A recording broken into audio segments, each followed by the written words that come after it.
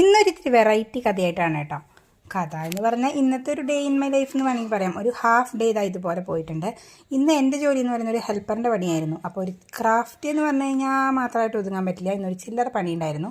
അപ്പോൾ നമ്മുടെ പഴയ ഒരു ഇതുപോലത്തെ ഒരു കുഷ്യൻ്റെ ചെയർ ഉണ്ടായിരുന്നു. അത് ഒരുപാട് നാളായിട്ട് ഇതാ കീറി പറഞ്ഞ് കിടക്കായിരുന്നു. ആണി വരെ പുറത്തേക്ക് വന്നു. എല്ലാത്തിനും അതിൻ്റെതായ ഒരു സമയമുണ്ടല്ലോ. ഇന്നാണ് ആ സമയം. അപ്പോൾ ഇന്ന് സമയം സന്ദർഭമൊക്കെ ഒത്തു വന്നപ്പോൾ നമ്മളിത് തപ്പി നോക്കിയപ്പോൾ പണ്ട് ഡെസ്ക് ഉണ്ടാക്കിയിട്ടുള്ള പ്ലൈവുഡിൻ്റെ ബാക്കി കഷ്ണങ്ങൾ കിട്ടിയിട്ടുണ്ടായിരുന്നു. അതൊന്നും മുറിച്ചെടുക്കാമെന്ന് വിചാരിച്ചു. അപ്പോൾ കറക്റ്റ് സൈസിന് മുറിച്ചെടുക്കാൻ നമ്മുടെ കയ്യിൽ ആകെയുള്ളത് എക്സോ ബ്ലേഡ് മാത്രം.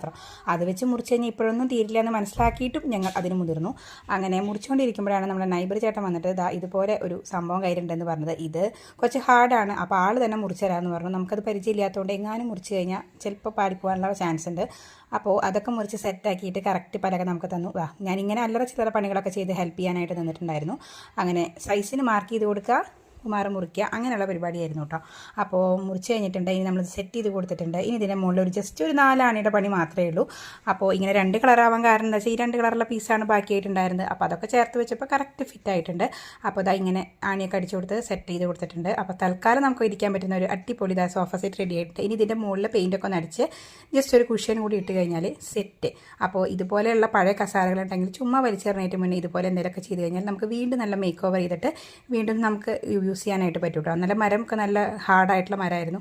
കണ്ടില്ലേ, ഇപ്പോൾ നമ്മുടെ ആ ഒരു ഹാളിൽ നല്ല ലുക്കിലായിട്ട് അത് വീണ്ടും കിടക്കുന്നുണ്ട്. ഇനി കുറച്ച് പെയിൻറ്റും കുഷ്യനും കൂടി അടിക്കണം.